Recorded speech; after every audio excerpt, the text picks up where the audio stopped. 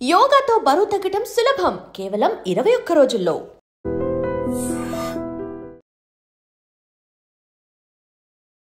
గురుగారు, ఎందుకు పూర్ణాయుషుతో మానవుడు జీవించలేకపోతున్నారు? బ్రతుకు ప్రయాణంలో 24 గంటలు ప్రయాణించే బదులు మన బాడీ గురించి కూడా 1 గంట లేదా ఒక అర్ధ గంట మనం కేటాయించినట్లయితే మనకు అవన్నీ కూడా పొందొచ్చు. మీరు కూర్చున్నా చేయొచ్చు, పడుకున్నా చేయొచ్చు, మీరు నడుచుకుంటూ చేయొచ్చు. శ్వాస ఉంటే శివం, శ్వాస పోతే శవం. భక్తి, మెడిటేషన్ చేయాలి, ఆరోగ్యం కాపాడుకోవాలి అనేది చాలా మందికి పెరిగిందనమాట. అసలు నిజమైన సాధువు అంటే ఎవరు? ఎలా ఉండాలి సాధువు? సాధువు అంటే చనిపోయినాడు అని అర్థం. అతని లోపల ఉన్నటువంటి భావాలు ఏదైతే ఉన్నాయో, కోరికలు, ఆశలు, గర్వము, డాంబికము. అందుకే మహనీయులు చాలామంది అన్నారు, భారతదేశంలో కుక్కగా పుట్టినా కూడా గౌరవమే అన్నారు. ఇప్పుడు ముస్లిం సోదరులు ఉన్నారు, చిన్నప్పటి నుండి టోపీ అలవాటు చేస్తారు వాళ్ళకి. ఇంకా క్రిస్టియన్స్ వాళ్ళు ఉన్నారు, వాళ్ళు కూడా మెల్లో సెలవు పెడతారు. మరి మన హిందువులు ఎందుకు బొట్టు పెట్టుకోరు?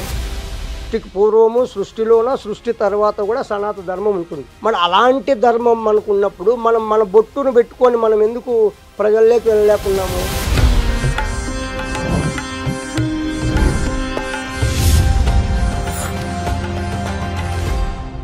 ఐడ్రీమ్ ప్రేక్షకులకు నమస్కారం. దైవానుగ్రహం కార్యక్రమానికి స్వాగతం. మానవుడి ఆయుష్ ఒకప్పుడు 150 సంవత్సరాలకు పైగా ఉండేదన్నమాట. కానీ ఇప్పుడు 150 కాదు, కనీసం 100 సంవత్సరాలు కూడా బతకలేకపోతున్నాడు. ఎందుకు అడిగి తెలుసుకుందాం. మనతో పాటు స్వామి యోగానంద శిష్యులు స్వామి రమణానంద భారతి గారు ఉన్నారు, ఆయనతో మాట్లాడదాం. నమస్తే అండి. నమస్తే అమ్మా. గురుగారు, ఎందుకు పూర్ణాయుషుతో మానవుడు జీవించలేకపోతున్నారు? ఎందుకు మెల్లిమెల్లిగా ఆయుష్ అనేది తగ్గిపోతుంది? ఇప్పుడు కనీసం 80 సంవత్సరాలు కూడా బతకలేకపోతూ ఉన్నారు, ఎందుకు? మంచి ప్రశ్న వేశారమ్మా. ఇప్పుడు ఇది అందరికి కూడా చాలా అవసరము. ముందుగా గురు శ్లోకంతో మనం ప్రారంభించి వీడియోలోకి వెళ్దాం. నారాయణ సమారంభాం వ్యాస శంకర మధ్యమాం అస్మదాచార్య పర్యంతం మమ గురు యోగానంద భారతి వందే గురు పరం పరం. ఎందరో మహానుభావులు అందరికీ వందనములు. ఎందరో గురువులు, ఎన్నో గురు పరంపరలు, ఎందరో యోగులు, ఎందరో సాధకులు, అందరికీ కూడా నా ఆత్మ నమస్కారం. ఇప్పుడు మనం మానవుడు పూర్ణాయుస్తో ఎందుకు జీవించలేకపోతున్నాడు అనే ప్రశ్న మీద మాట్లాడుకుందాం. ఆ సద్గురు ఏం పలికిస్తాడో దాన్నే మనము అందరం కూడా విందాము. ఇప్పుడు ప్రతి ఒక్క ఆరోగ్యంగా ఉన్నటువంటి స్త్రీ కావచ్చు, పురుషుడు కావచ్చు, ఇక్కడ లింగభేదం అనేది ఉండదు. ప్రతి ఒక్కరికి 21,600 ఉచ్ఛ్వాస నిశ్వాసాలు జరుగుతున్నాయన్నమాట. అది మన ప్రమేయం లేకుండా జరుగుతున్నాయి. అలా జరిగితే ప్రతి ఒక్కరికి కూడా 120 సంవత్సరాల ఆయుష్ అని మన పూర్వం ఋషులు దీన్ని కనుగొన్నారు. ఎలా దీన్ని వాళ్ళు కనుగొన్నారంటే, ఫస్ట్ అందరూ కూడా త్వరగా ఏదో ఒక కారణంగా చనిపోతున్నారు. దాన్ని వాళ్ళు పరిశీలనలోకి తీసుకొని పరిశోధించారు. ఫస్ట్ ప్రాణుల మీద పరిశోధించారు. కుక్కను తీసుకున్నారు. కుక్క నిమిషానికి వచ్చేసి 30-35 శ్వాసలు తీసుకుంటుంది. దాని నుంచి త్వరగా చనిపోతుంది అది. అలాగే పిల్లి ఎక్కువ ఎగిరేది, జంప్ చేసేది, ఆయుష్ ఊపిరి ఎక్కువ ఖర్చు పెడుతోంది, త్వరగా చనిపోతుంది. తర్వాత ఆమె అంటే తాబేలును వాళ్ళు తీసుకున్నారు. తాబేలును తీసుకున్నప్పటికీ అది నిమిషానికి 3 లేక 4 శ్వాసలు తీసుకుంటుంది. అది 500 నుంచి 600 సంవత్సరాలు బతుకుతున్నది. వీటన్నిటిని వాళ్ళు పరిశోధన చేసి అప్పుడు శ్వాసను పట్టుకుంటే మనిషి చాలా రోజులు ఎక్కువ బతకచ్చు అని వాళ్ళు ఆలోచించారనమాట. అప్పుడు 21,600 ఉచ్ఛ్వాస నిశ్వాసాలు అందరికీ జరగవు. ఎందుకు జరగవు అంటే, ఎక్కువ కష్టపడుతుంటారు కదా, ఎక్కువ కష్టపడే వాళ్ళకు ఎక్కువ ఊపిరి ఖర్చు అయిపోతుంది. అలాగా త్వరగా మరణం వస్తుంది అనమాట. తర్వాత పరిగెత్తుతారు ఎక్కువ, వాళ్ళకు కూడా ఎక్కువ శ్వాస ఖర్చు అయిపోతుంది, వాళ్ళు కూడా త్వరగా ఇదైపోతారు. తర్వాత భయము, ఇప్పుడు అనుకోకుండా ఒక ప్రదేశానికి వెళ్ళినప్పుడు భయపడతారు కదా, ఆ భయంలో కూడా ఎక్కువ ఊపిరి ఖర్చు అయిపోతుంది, అలా కూడా చనిపోతున్నారు. ఇంకా స్త్రీ సంభోగంలో అప్పుడు కూడా ఎక్కువ శ్వాసలు ఖర్చు అయిపోతాయి, అలాగ కూడా మనిషి. ఇంకోటి ఆహారం ఎక్కువ తీసుకుంటే కూడాను ఊపిరి ఎక్కువ ఖర్చు అయిపోతుంది. ఇప్పుడు ఎక్కువ వాళ్ళు తినేదానికంటే ఎక్కువ తిన్నారనుకో, అప్పుడు ఏమవుతుందంటే అలా అనుకుంటారు, అప్పుడు కూడా శ్వాసలు ఎక్కువ. నోటితో ఎప్పుడు ఎక్కువ శ్వాసను మనం వదులుతామో అప్పుడు కూడా త్వరగా చనిపోతున్నారు. వీటన్నిటిని గుర్తు చేసుకొని ఎక్కువ ఎలా బతకాలంటే శ్వాసను మనం నియంత్రించుకోవాలి. ఆహార నియమాలు ఉండాలి, యమ నియమాలు ఉండాలి. చాలామంది అనుకుంటారు మనము మాంసాహారం ఎక్కువ తీసుకుంటే బాగా బలం వస్తుంది, బాగా శక్తి వస్తుంది అనుకుంటారు, కానీ అది చాలా చాలా పొరపాటు. ఇప్పుడు మాంసం తిన్నటువంటి మనిషి అనారోగ్య సమస్యలతో హాస్పిటల్లో బెడ్ మీద పడుకుంటున్నాడు.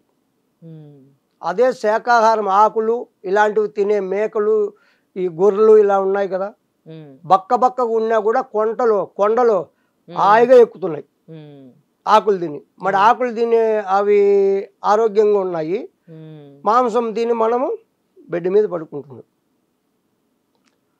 మామూలుగా శాకాహార ఆహారం తీసుకుంటే ఏముంటుంది, 3 గంటలు, సైన్స్ ప్రకారం 3 గంటలకు జీర్ణం కావాలి మన బాడీ లోపల.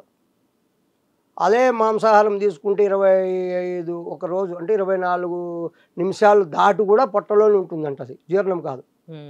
అప్పుడు దాని నుంచి ఏమైపోతుంది, లోపల ఉన్నటువంటి మిశ్రమాలన్నీ కూడాను ఇబ్బంది పడిపోతాయి. దాన్ని రుబ్బాలి కదా, జీర్ణం కావాలంటే రుబ్బాలి, అది ఇబ్బందిగా ఉంటుంది. కానీ మనకేం తెలుస్తుంది, శరీరాన్ని పెంచేదే మనం ఆలోచించాం, కానీ ఈ బుద్ధిని వికసించేది అది నాశనం చేస్తుంది అనమాట. బుద్ధిశక్తిని కోల్పోతున్నారు. కాబట్టి ఎప్పుడైతే మనం శ్వాసను 21,600 శ్వాసలు జరిగేదాన్ని నిమిషానికి 15 జరుగుతాయి.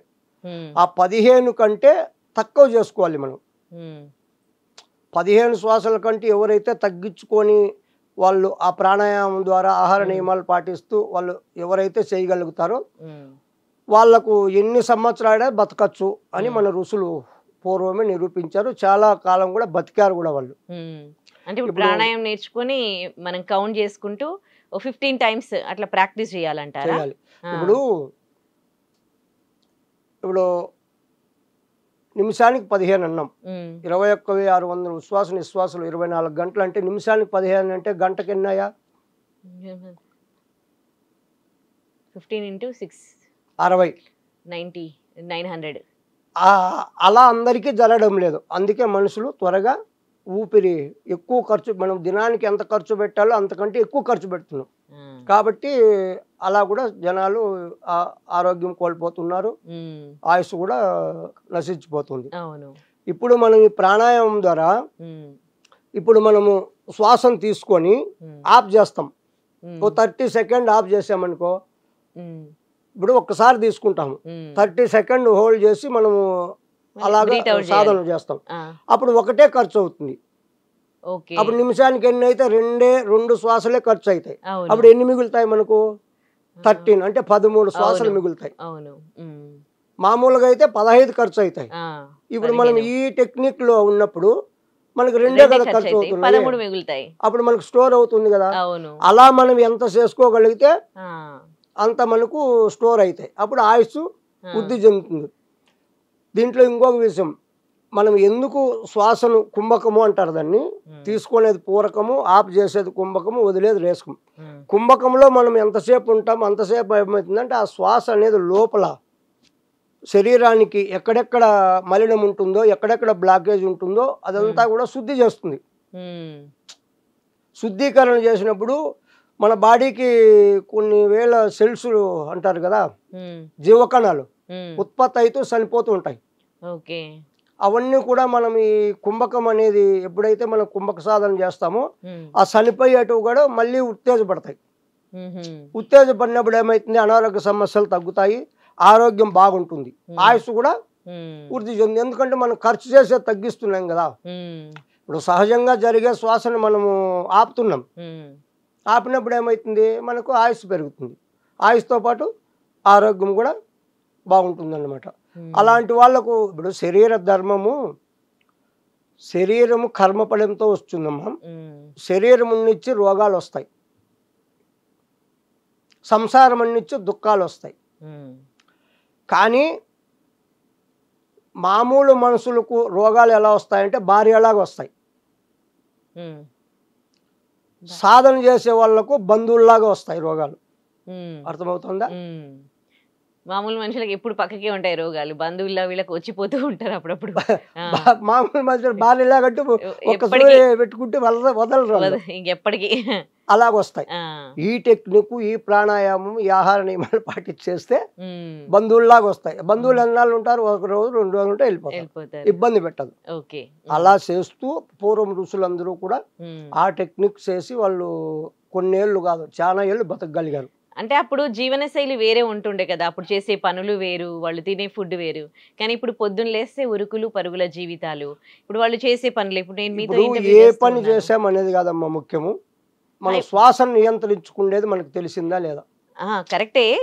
ఇప్పుడు నేను ఈ ప్రొఫెషన్ లో ఉన్నాను, మధ్యలో ఏదో దాంట్లో ఉండి కూడా అప్పుడప్పుడు మధ్యలో ప్రాక్టీస్ చేయొచ్చా, లేకపోతే దానికోసం ధ్యానం చేస్తూనే కూర్చొని? ఇప్పుడు మీరు దినానికి 24 గంటలు ఉన్నాయి కదా, 24 గంటలు 1 గంట తీసేయండి. ఇప్పుడు బ్రతుకు ప్రయాణంలో 24 గంటలు ప్రయాణించే బదులు మన బాడీ గురించి కూడా 1 గంట లేదు ఒక అర్ధ గంట మనకు కేటాయించినట్లయితే మనకు అవన్నీ కూడా పొందొచ్చు. ప్రాణాయామం చేయాలంటే కేవలం ఎప్పుడు ఇట్లా కూర్చొని ప్రాణాయామం చేయాలా, లేకపోతే మామూలుగా మనం ఇప్పుడు ఇక్కడ ఇలా ఉన్నాము, మధ్యలో టైం దొరికినప్పుడు అట్లా బ్రీత్ కంట్రోల్ మీరు ఎప్పుడైనా బ్రీతింగ్ టెక్నిక్ తెలుసుకుంటే మీరు ఖాళీ పొట్టతో ఉండాలి. ఎప్పుడైనా ఆహారం తిని చేయకూడదు.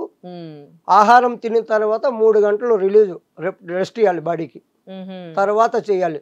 మీరు కూర్చున్నా చేయొచ్చు, పడుకున్నా చేయొచ్చు, మీరు నడుచుకుంటూ చేయొచ్చు. ఆ శ్వాస టెక్నిక్ తెలుసుకుంటే మీరు చేసుకునేది హోల్డ్ చేసుకుంటూ ఎలా వదలాలో ఎలా ఆపాలి అనేది తెలుసుకుంటే మీరు కూర్చొనే చేయాల్సిన పని లేదు. అలా కూడా మీరు కంట్రోల్ చేసుకోవచ్చు. కాకపోతే కూర్చుంటే ఒక ప్రదేశంలో అనేది ఉంటే ఒక ఏకాగ్రత వస్తుంది కదా, ఒక ఏకాగ్రత, దాని మీదే మనసు నిలబడుతుంది. ఇప్పుడు మనం వ్యవహారం చేస్తూ అంటే దీని మీద మన మనసు వెళ్ళిపోతుంది, అంత కరెక్ట్ గా ఉండదు. అయినా కూడా అది కూడా ఉపయోగపడుతుంది. ఇప్పుడు 2 కన్నులు లేకపోతే ఇబ్బంది, మెల్ల కన్ను ఉంటే ఏం పర్లేదు, అలాగా ఉపయోగపడుతుంది. అది పూర్తి ఉండాలంటే అలా కూర్చొని ఒక అర్ధ గంట అన్నా మనము దానికోసము మన శరీరం కోసము మనం ఉపయోగించుకున్నట్లయితే అది మనకు చాలా ఉపయోగపడుతుంది. మనం జీవితాన్ని ఇబ్బంది లేకుండా కూడా ముందుకు తీసుకెళ్తుంది. దాని నుంచి శ్వాస టెక్నిక్ తీసుకొని మనం బాగా సాధన చేసినట్లయితే ఇంకా మనకు అన్ని కూడా శ్వాస ఉంటే వస్తాయి, ఆరోగ్యంగా ఉంటాము.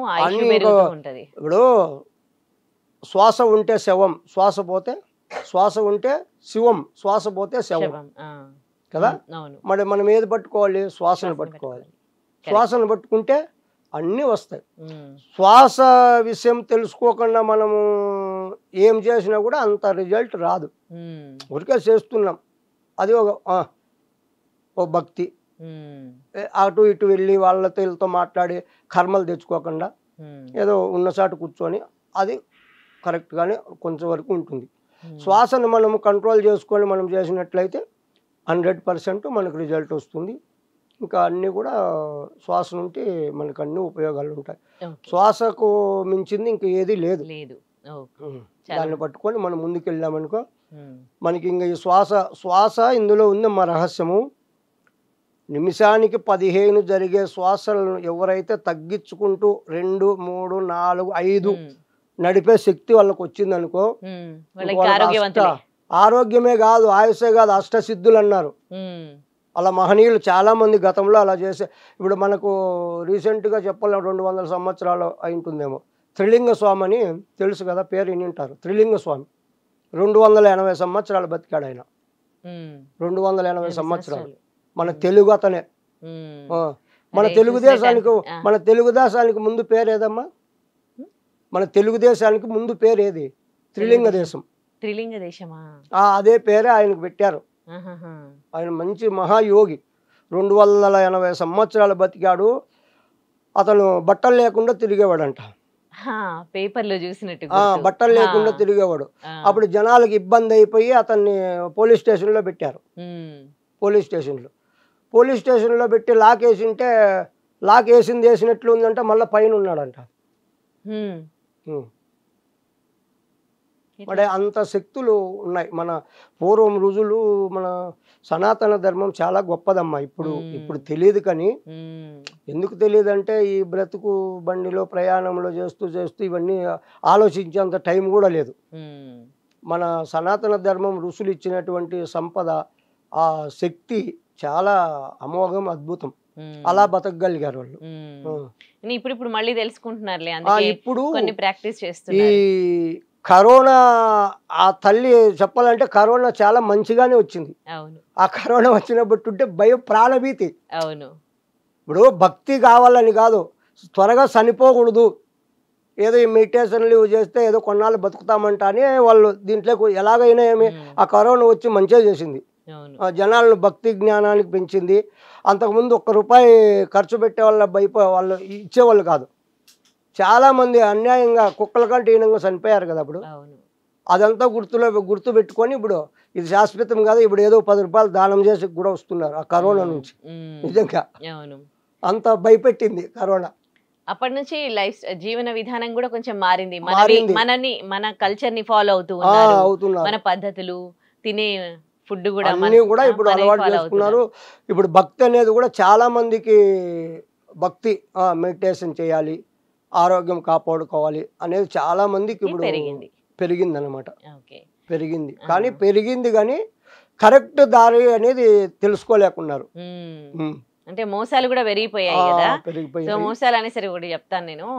సాధువులు ఉంటారు కదా, వాళ్ళు అంటే నిజమైన సాధువు ఎలా ఉండాలి అసలు అంటే, చాలా మంది గడ్డాలు మీసాలు పెంచేసుకొని విభూది అది పెట్టేసుకుని ఉంటారు. కొంతమంది గురువుల్లాగా అవతారం ఇచ్చి మోసం చేస్తూ ఉన్నారు.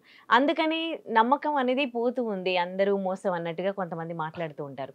అసలు నిజమైన సాధువు అంటే ఎవరు, ఎలా ఉండాలి సాధువు? ఇప్పుడు ఇక్కడ చెప్పాలంటే సాధువు అంటే చనిపోయినాడు అని అర్థం. ఇప్పుడు సాధువు అంటే చనిపోయినాడు అని అంటే ఏం చనిపోయినాడు? అతని లోపల ఉన్నటువంటి భావాలు ఏదైతే ఉన్నాయో, కోరికలు, ఆశలు, గర్వము, డాంబికము, అలా ఉండాలి, ఇలా ఉండాలి, ఆ సంపాదించాలి, ఇన్ని కూడా వెళ్ళిపోవాలి. అవన్నీ వెళ్ళిపోతే ఇంకా అతను చనిపోయినట్లే కదా. అందుకు వాళ్ళు ఏమన్నారంటే ఒకే మాటలో సాధువు అంటే చనిపోయినోడు. శరీరం ఉన్నా కూడా ఏం కోరికలు ఉండవు, ఏది ఇంకా అన్నీ చనిపోయినట్లే అన్నారు. ఇప్పుడు ఈ వేషాలు ఇవి ఎందుకు వేసుకోవాలనే దానికి కూడా ఒక విషయం మాట్లాడుకున్నాం. ఇప్పుడు అయ్యప్ప స్వాములు ఉన్నారు, వ్రతం చేస్తారు వాళ్ళు 48 రోజులు లేదా 60 రోజులు, 21 రోజు. వాళ్ళకు ఒక డ్రెస్సు, ఒక పద్ధతి అనేది పెట్టారు కదా. అదే లేకపోతే మామూలుగా వ్రతం చేస్తే మామూలు జనాలు కూడా వాళ్ళకి ఇబ్బంది పెట్టేకి అవకాశం ఉంటుంది. ఇటు మామూలుగా ఉండాలి లేరా అని అందరూ కూడా అలాగే క్లోజ్గా ఉండేవాళ్ళు, అలాగే బిహేవ్ ఉంటుంది. వాళ్ళు ఆ పద్ధతి, ఆ డ్రెస్ కనపడింది అనుకో, వాళ్ళు ఆలోచిస్తారు, ఓహో ఇతను ఏదో భగవంతుని దీంట్లో ఉన్నాడు అనేది. వాళ్ళు కూడా ఇతన్ని ఇబ్బంది పెట్టరు. వీళ్ళు కూడా ఈ డ్రెస్సు ఉన్నంత వరకు అంతకుముందు ఎన్ని చేశారో వాళ్ళు అవి చేయకుండా కూడా ఇవి గుర్తిస్తూ ఉంటాయి ఎప్పుడు. ఇప్పుడు కాషాయం వేసమ్మ, కాషాయం అంటే ఏది? అగ్నికి చిహ్నం. కాషాయం అంటే అగ్నికి చిహ్నం. అది అగ్ని అంటే జ్యోతి, అంటే ప్రకాశం, ప్రకాశం అంటే జ్ఞానం, రతి అంటే రమించడం, అంటే ఆ జ్ఞానాన్ని పొందడం లేదా అనుభవించడం. అందుకు మన భూమి భరత భూమి, యోగ భూమి, ధర్మభూమి, కర్మభూమి అని అందుకు కొలిచారు వాళ్ళు. అందుకే ఆ పేరు పెట్టారు భరత్ అని. చాలా మందికి తెలియదు ఆ పేరు ఎందుకు వచ్చిందో కూడా తెలియదు. భరతుడు పాలించిన అనుకుంటారు, అలా కాదు. అంటే ప్రకాశం, ప్రకాశం అంటే జ్ఞానం, అంటే రమించడం, అంటే ఆ జ్ఞానానికై మనం పొందడము, అనుభవించడం. ఇప్పుడు మన దేశాన్ని ఏమంటారు? జ్ఞానభూమి అంటారు కదా, యోగ భూమి, ధర్మభూమి అంటున్నారు. దేవతలందరూ కూడా మన భూమి మీద నడిగాడారు అంటారు. అందుకు వాళ్ళు ఆ పేరు పెట్టారనమాట. ఇప్పుడు మనం పొందాల్సింది ఏంది? జ్ఞానమే కదా. ఇప్పుడు మనం పొందాల్సింది ఏంది? జ్ఞానమే. అందుకు ఆ పేరు, అందుకు భారతదేశం. అన్ని దేశాలు కూడా ప్రపంచం వరల్డ్ అంతా కూడా ఒక ఇండ్లు అయితే మన భారతదేశం పూజా మందిరం. అర్థమైందమ్మా? ప్రపంచం అంతా ఒక ఇండ్లు, ఒక హౌస్ అయితే మన భారతదేశము పూజా మందిరం. అంటే అంత ప్రత్యేకమైంది, అంత గౌరవించదగింది, అంత ఎక్కువ. మన భారతదేశానికి మించిన దేశం లేదు. అందుకే మహనీయులు చాలా మంది అన్నారు, భారతదేశంలో కుక్కగా పుట్టినా కూడా గౌరవమే అన్నారు. మనిషి కాదు, కుక్కగా పుట్టినా కూడా భారతదేశంలో గౌరవం అన్నారు. వేరే దేశానికి ఇంత లేదు, ఉందా మరి? అందుకే మన భారతదేశం అంటే అంత గొప్పది అన్నమాట. అలాగా మనం సాధు అనేవాడు అలా ఉండాలి. ఇంకా ఈ కాషాయము, ఆ విభూది, బొట్టు ఎందుకు పెట్టుకోవాలి అని ఒక ప్రశ్న. చాలా మంది బొట్టు పెడుతున్నారు, కానీ కొందరు పెడుతున్నారు, కొందరు దాన్ని ఏదో అది పెడితే ఏదో నామోసిగా కూడా ఫీల్ అవుతున్నారు కదా. మన బాడీలో 72,000 నాడి మండలం నాళ్ళు ఉంటాయి, కానీ అవి ఎక్కడా కలవు. ముఖ్యమైనటివి ఇడా, పింగళ, సుషుమ్న. ఆ మూడు ఎక్కడ కలుస్తాయంటే భ్రూమధ్యంలో కలుస్తాయి. ఇక్కడ మనం బొట్టు పెట్టడం వల్ల, ఈ ప్రెస్ చేస్తాం కదా, బొట్టు పెట్టినప్పుడు ఇక్కడ ఆ శక్తి అనేది, ఆ సుషుమ్న అనేది యాక్టివేట్లో ఉంటుంది అనమాట. మన బాడీలో ఏదైనా కానీ శక్తి బయటికి వెళుతుంది, ఎనర్జీ అంటే ఇక్కడ నుండి త్వరగా వెళ్తుంది. ఉశ్వాస నిశ్వాసాల నుండి వెళ్తుంది, ఇక్కడ నుండి వెళుతుంది. ఇంకోటి, ఎదుటి మనిషి మనల్ని చూసినప్పుడు వాళ్ళ చూపు ఎక్కడ పడుతుంది? ఫేస్, మగం మీద పడుతుంది. కొందరు కన్నులు ఎలా, దృష్టి కన్నులు అంటారు చూడు, ఆ దృష్టి కూడా మనకి తగలకుండా ఇది కాపాడుతుంది, కాపాడుతుంది. తర్వాత థర్డ్ ఐ అంటారు కదా, జ్ఞాననేత్రం. ఆ జ్ఞాననేత్రము త్వరగా యాక్టివేట్ కావాలి, ఓపెన్ కావాలి అన్నా ఇక్కడ బొట్టు పెట్టుకోవాల్సింది కరెక్ట్ విషయం అనమాట. మనం బొట్టు పెట్టుకున్నప్పుడు ఇక్కడ ప్రెస్ చేస్తాం కాబట్టి అక్కడ ఉన్నటువంటి నాడులు ఉత్తేజపడతాయి. అప్పుడు మంచి ఎనర్జీ ఉంటుంది, మనకు అన్నీ కూడా దాని నుండి ఉపయోగపడతాయి. ఎదుటి మనిషిని ఆకర్షణ భావము కలుగుతుంది. ఇప్పుడు బొట్టు పెట్టిండే వాళ్ళని చూడండి, తెలియకుండా కూడా వేరే వాళ్ళు ఏదో గౌరవంగా వాళ్ళను చూస్తారనమాట. అన్ని అందుకు ఉపయోగపడుతుంది. తర్వాత మన హిందువులని గుర్తించుకునేదానికి కూడా ఉపయోగపడుతుంది. ఇన్ని రకాలు బొట్టు ఉంది, మరి మనం బొట్టు పెట్టుకోం. అప్పుడు అందులో చూడండి, ఇప్పుడు ముస్లిం సోదరులు ఉన్నారు, చిన్నప్పటి నుండి టోపీ అలవాటు చేస్తారు వాళ్ళకు నెత్తిన కదా.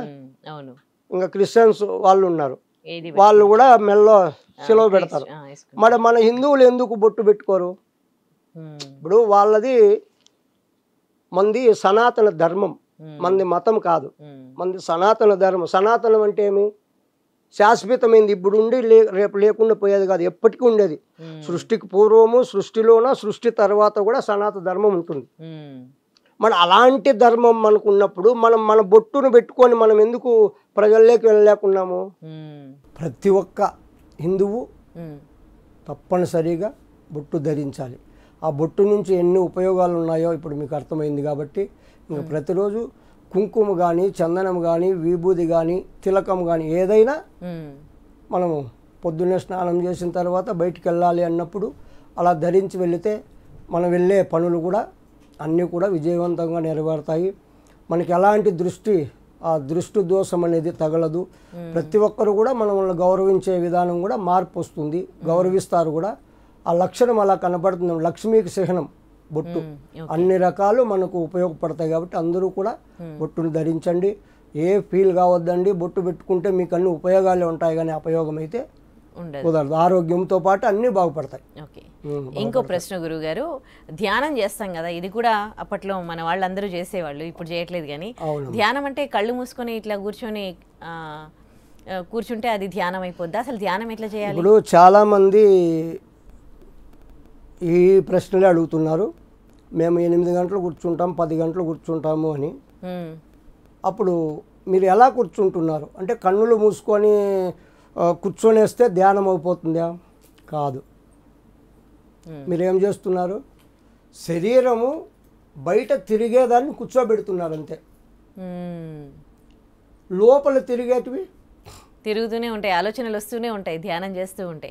అస్సలు ఒక క్షణం కూడా కంట్రోల్ మరి చేసుకోవాలి. అప్పుడు మీరు ఎన్ని గంటలు కూర్చుంటే ఏం ప్రయోజనం? ఆ ధ్యానం ఎలా అవుతుంది? అది మన చేతుల్లో ఉండదు కదా, ఎంత కంట్రోల్ చేసుకోవాలనుకున్నా కానీ. అది కంట్రోల్ చేసుకుంటేనే ధ్యానం అవుతుంది. దానికే ధ్యానం అంటారు. శరీరం కూర్చోబెడితే నువ్వు తిరిగినా ఒకటే, కూర్చున్నా ఒకటే. లోపల తిరిగేటివి ఆగాలి. ఆలోచనలు, ఇప్పుడు మనస్సు. దీనికి ఏమంటారంటే తలల బోడవున కానీ తలపలు బోడవున అంటారు. తల ఏమైనా ఉన్నా గుండు కొట్టించుకొస్తాం. లోపల ఉండే తలపులు ఆలోచనలు పోతున్నాయా? పోలేదు. నువ్వు కూర్చుంటావో పండుకుంటావో తిరుగుతావో ముఖ్యం కాదు, ఆలోచనలు తగ్గాలి.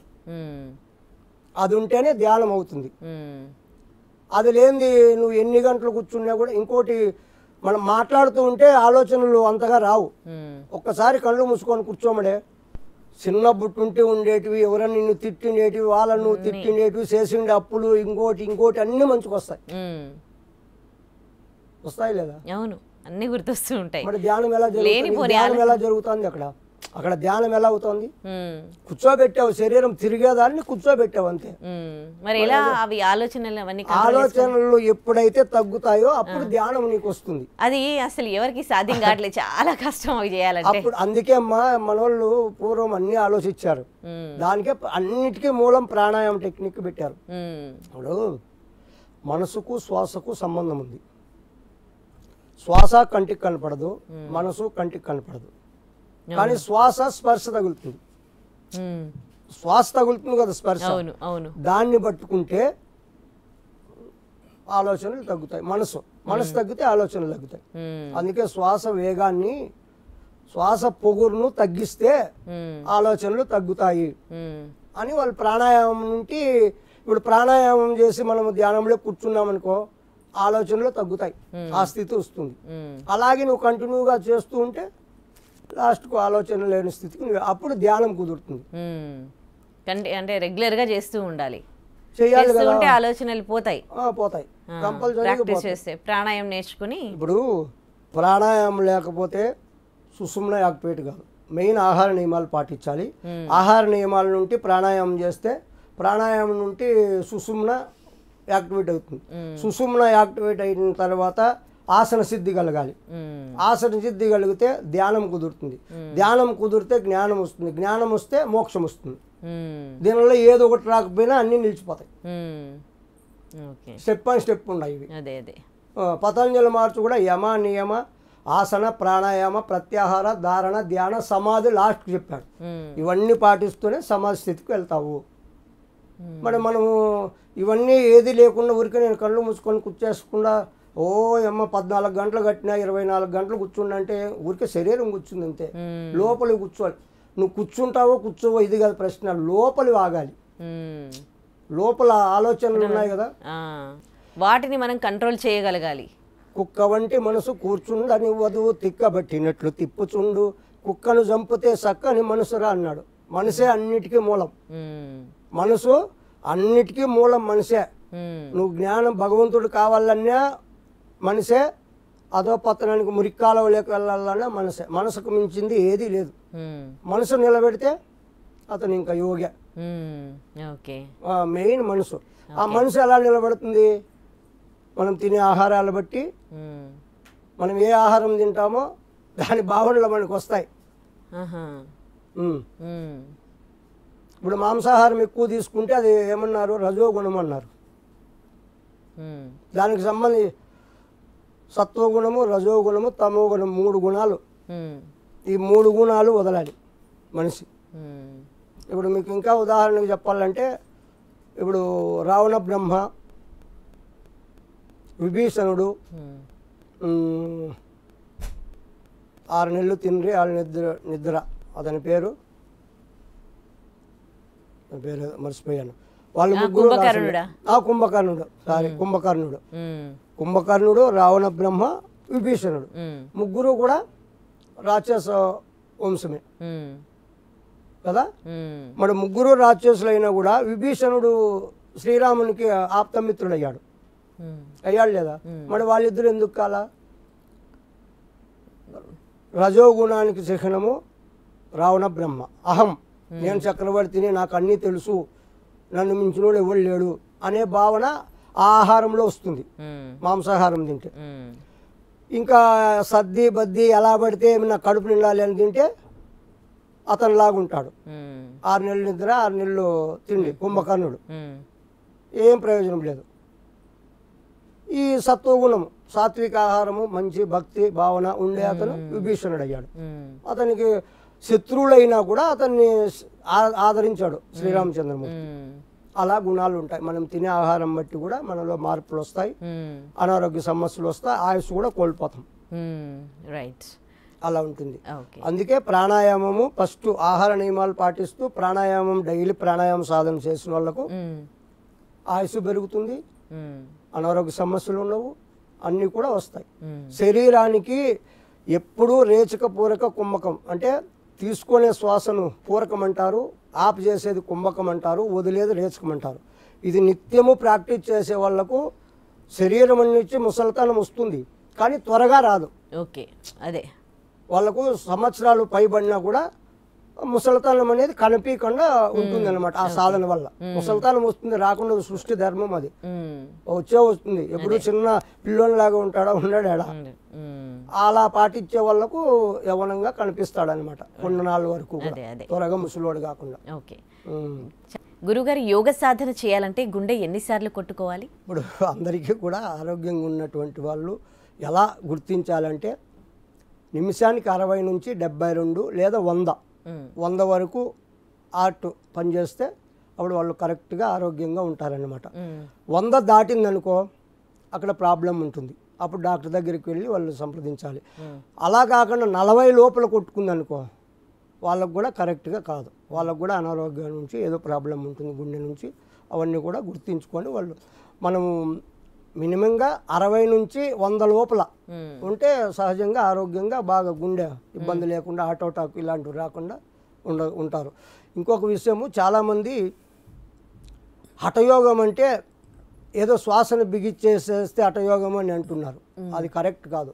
చాలామందికి ఇప్పుడు హఠయోగం గురించి తెలియాలి. హఠయోగం అంటే ఇంకా కొంతమంది హఠం బట్టి అంటే మొండిగా చేయాలి, పట్టుబట్టి చేయాలి, అదే హఠయోగమా అని అంటున్నారు.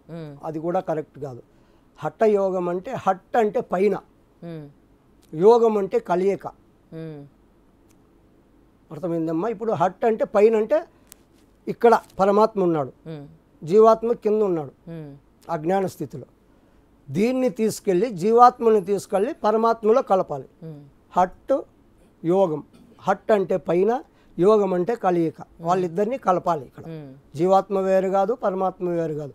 జీవాత్మని తీసుకెళ్ళి పైన కలపాలి. ఇది హఠయోగం అన్నారు.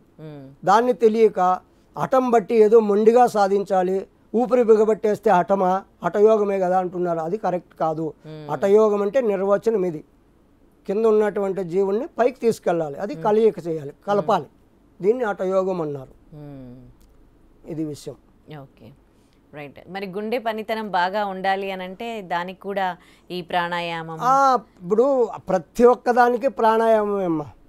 ప్రాణాయామం సాధన చేసి మీరు సాత్వికంగా అంటే పీకల వరకు తిని ఎక్కువ నిద్రపోయినా కూడా డేంజరే. అలా కాదు, ఎంత కావాలి. ఇప్పుడు ఒక్కొక్కరు ఒక్కొక్క పని చేస్తూ ఉంటారు ఈ శరీరాన్ని ఉపయోగించుకొని. వాళ్ళు చేసే పనికి ఎంత ఎనర్జీ కావాలి దాన్ని ఆలోచించి ఆహారం తీసుకోవాలి. ఇప్పుడు అందరూ ఒకేలా ఆహారం తీసుకోవాలన్నా కూడా కరెక్ట్ కాదు. ఇప్పుడు ఎక్కువ కష్టపడే వాళ్ళు, వాళ్ళకు ఎనర్జీ కావాలి, ఎంత కావాలో అంత తీసుకోవాలి. దానికి మించి తీసుకున్నా కూడా ఇబ్బంది. ఇప్పుడు ధ్యానము, ఇప్పుడు యోగులుగా ఉండాలి, వాళ్ళు ధ్యానం చేసుకోవాలి, ఏది అవసరం లేదన్నప్పుడు వాళ్ళకు ఎక్కువ ఆహారం ఎందుకు? వాళ్ళకి ఆహారం ఎక్కువ అవసరం లేదు. ప్రాణాయామ సాధనతోనే గాలితోనే వాళ్ళకు కొంత ఎనర్జీ వస్తుంది. కొద్దిగా తీసుకునే వాళ్ళు ఏదో ఒక గ్లాస్ పాలు, ఒక పండు తీసుకున్నా కూడా వాళ్ళు ఎనర్జీగా ఉండగలుగుతారు. ఎందుకంటే కష్టం లేదు కదా వాళ్ళకు, బరువు చేసే పని లేదు, హాయిగా ఊరికే ఉండేదే కదా. అలాంటి వాళ్ళకి అలా ఉంటుంది. ఇంకా ఇప్పుడు మిలిటరీలో ఉంటారు, మనందరినీ బార్డర్లో ఉంటారు మిలిటరీ, వాళ్ళందరూ కూడా బాగా తినాలి. ఎందుకంటే శక్తి ఉండాలి, అవతల మనిషి కొట్టే లోపల ఇవి కొట్టాలి, అలాంటి వాళ్ళు తినాలి. ఇప్పుడు క్షత్రియులు, రాజులు రాజ్యాన్ని వేలాలి, ప్రజలను కాపాడాలి, వాళ్ళు కూడా బాగా తినాలి, కోపం ఉద్రేకం ఉండాలి వాళ్ళకు. వ్యవసాయం చేసేవాళ్ళు తినాలి, ఇప్పుడు బిల్డింగ్ పనులు చేసేవాళ్ళు వాళ్ళు కూడా బాగా తిని బాగా చేయలేదు. బాగా తినంటే మితంగా కాదు, అదే వాళ్ళు ఎక్కువ కష్టపడతారు కాబట్టి ఆ వాళ్ళకి ఎంత కష్టానికి ఎనర్జీ తగ్గట్టుగా తినాలి. తినాలి. శరీరం బట్టి తినాలి. అదే ఇప్పుడు వాళ్ళకే తెలుస్తుంది, వాళ్ళకు ఆయాసం, ఇప్పుడు నీరసం వచ్చింది అనుకో, ఇప్పుడు ఆరోగ్యానికి మనకు శరీరానికి నీరసం వచ్చింది, ఇంకొంత తిను, కరెక్ట్గా ఉందా తగ్గించు. ఇంకొకటి 3 రోజులు ఏమి ఆహారం తీసుకోకుండా పోతే సర్వ రోగాలు పోతాయి అంటుంది శాస్త్రం. కానీ 3 రోజులు చేయగలమా? ఉండగలిగితే నిమ్మరసం దాగి ఉంటారు అలాంటి వాళ్ళు. నిమ్మరసం పొద్దున్నే నిమ్మకాయ పిండుకొని ఒక చెమ్ము నీళ్లు, అంటే 1 లీటరు నీళ్ళలేక ఒక నిమ్మకాయ పిండుకొని పొద్దున్నే తాగారనుకో, ఇంకా ఆ రోజంతా ఆకలి కాదు. మొత్తం మంచినీళ్ళు కూడా తీసుకోవద్దా? ఇంకా అది తాగితే చాలు మీకు. ఇప్పుడు తింటేనే, ఇప్పుడు ఏదన్నా తింటేనే దప్పే అవుతుంది, తినకపోతే దాహం ఎలా అవుతుంది? అలా అంటారు. ఓకే, ఏం తినరు కాబట్టి దాహం కాదు. సో ఉదయాన్నే వాటర్ అప్పుడు ఏమైపోతుందంటే లోపల ఉన్నటువంటి కల్మసం ఏదేదో ఉంటుందో అదంతా కూడా శుద్ధి జరుగుతుంది లోపల. మిషన్లు మళ్ళీ బాగా పనిచేస్తాయి. అరిగిపోయి ఇప్పుడు మనం డైలీ మిక్స్ చేస్తే అరిగిపోతాయి లేదా మిషన్లు రాపిడి చేసి గ్యాప్ ఇస్తే ఇది కూడా అంతే. ఎప్పుడు 24 గంటలు జీవితం అంతా వేస్తూ ఉంటే అదేం చేస్తుంది లోపల చెప్తుందా? లోపల ఏం చేయాలి, అది కొన్నాళ్ళకి ఇబ్బంది అయిపోయి అన్నీ ఇదైపోతాయి, అన్నీ లోపల అరిగిపోతాయి. అందుకే మన వాళ్ళు ఇవన్నీ గమనించి ఏకాదశికి 1 రోజన్నా ఉపవాసం ఉండండి అన్నారు. అల్లన్న ఉంటే 1 రోజు ఉన్నా సంవత్సరం అంతా ఉపయోగపడతారు అని. 3 రోజులు కంటిన్యూగా ఉపవాసం ఉంటే ఎలాంటి రోగాలు లోపల ఉన్నా కూడా డాక్టర్ అవసరం లేదు. నిత్య నూతన యవ్వనం అంటారు, అలా వాళ్ళ బాడీ మళ్ళీ రికవర్ అయిపోతుంది. ఎన్ని డేస్కి ఒకసారి ఉండాలి, అంటే ఎన్ని నెలలకు ఒకసారి ఎట్లా? మీరు అలా కాదు, వారానికి 1 రోజు ఉపవాసం ఉంటే చాలు. వారానికి 1 రోజు మొత్తం ఏం తినకుండా నిమ్మకాయ నీళ్ళు తీసుకోవాలి, నిమ్మకాయ రసం తాగి పొద్దున్నే అలా ఉండండి. మీరు అప్పుడు మీ బాడీ మీకే అర్థమైపోతుంది ఎలా ఉంటుంది అనేది. వారానికి 1 రోజు ఉంటే చాలు, అలా కంటిన్యూగా. ఇంకా పూర్వం మన వాళ్ళు ఏం చేసేవాళ్ళు తెలుసా, నెలకు ఒక్కసారి బేదికి వేసుకునేవాళ్ళు, బేదికి ఇచ్చేవాళ్ళు అంట. అంటే బేది లూజ్ మోషన్, అప్పుడు లోపల ఉండేదంతా క్లీన్ అయిపోతుందని. ఇప్పుడు అవన్నీ ఎక్కడ చేస్తున్నారు? అలా చేసేవాళ్ళు, అప్పుడు ఆరోగ్యంగా ఉండేవాళ్ళు. స్నానం చేయాలంటే ఫస్ట్ ఏం చేసేవాళ్ళు, చెవుల్లోకి కొబ్బరి నూనె లేదా ఆముదం వేసుకొని స్నానం చేసేవాళ్ళు అంట, తలకంతా మర్దన చేసుకొని. నెలకు ఒక్కసారైనా నువ్వుల నూనె మర్దన చేసుకునేవాళ్ళు శరీరానికి, నువ్వుల నూనె మర్దన చేసుకునేవాళ్ళు శరీరానికి అప్పుడు వాళ్ళు. అందుకే శరీరం గట్టిగా కాంతిగా ఉండేది వాళ్ళకి. ఎంత కష్టపడినా ఇబ్బంది లేకుండా ఉండేది, నొప్పులు లేకుండా. నువ్వుల నూనెలో అంత ఇది ఉందన్నమాట, రోగ నిరోధక శక్తి. ఎలాంటి నొప్పులు ఉన్నా పోతాయి ఆ మర్దన చేసుకొని మనం స్నానం చేస్తే వేడి నీళ్ళతో. అలా చేసేవాళ్ళు పూర్వం. అందుకే వాళ్ళు ఎన్ని సంవత్సరాలైనా వాళ్ళు ఎలా బతకగలిగారు, బాగా యాక్టివ్గా పనులు చేసేవాళ్ళు. 90 ఏళ్ళు అయినా కూడా వాళ్ళ పనులు వాళ్ళు చేసుకునేవాళ్ళు. మరి ఇప్పుడు ఏది, ఇప్పుడు ఇవన్నీ కూడా మొరట అయిపోయాయి. ఇప్పుడు నూనె పెట్టాలన్నా ఇబ్బంది. అందుకే త్వరగా పట్టతలకాయ వచ్చేస్తుంది ఇప్పుడు నూనె పెట్టక జనాలకు. నూనె పెడితే ఏమవుతుందంటే ఎంటుకలు గాలికి అల్లాడవు.